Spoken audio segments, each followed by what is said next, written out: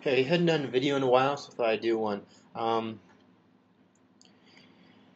Things have changed a bit. I've changed some systems around. This is more like an update, I guess. I have threw away a few old systems, sold a few systems. My primary system now is not a MacBook; it's a MacBook Pro.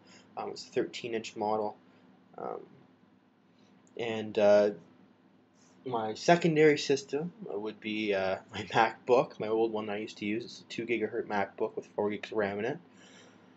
And then I've got an eMac, which I use for just, it's got my Twitter on it and MSN and stuff like that, basic stuff. And then I've got a desktop, actually. It's a Dell system.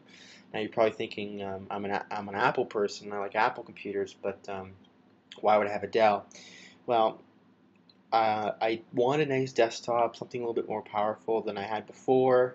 And I didn't want to spend a lot of money, so I got this used Dell, pretty cheap actually, and it runs OS 10.5 Leopard. I can upgrade to Snow Leopard. Haven't taken the time to do it, so it's a Hackintosh. Now I'm going to do another video about Hackintoshes and why it's a good thing, why it's a bad thing, but right now I'm just doing kind of an overview and update. So far, my main system, like I said, was the MacBook Pro. Awesome system. Love it. It's a 13-inch model. Not a lot of people like the 13-inch model. I personally do because it's just a lot better for portability. I basically at one time I've had a large range of laptops, but my newer laptops that I've had, I used a Aspire 1 as my main system. Great system, great form factor, loved it, loved the keys, loved everything about it. Just needed a little more speed, want to do a little more gaming, so want to do some video editing, want to do some some heavier stuff. So I ended up getting a MacBook, and the MacBook was great. But I didn't like the design. Well, I liked the design of it, but I didn't like the plastic. It it just was such a pain. It's a white MacBook, right? So it obviously doesn't stay white. So it ended up getting a darker color. I cleaned it up.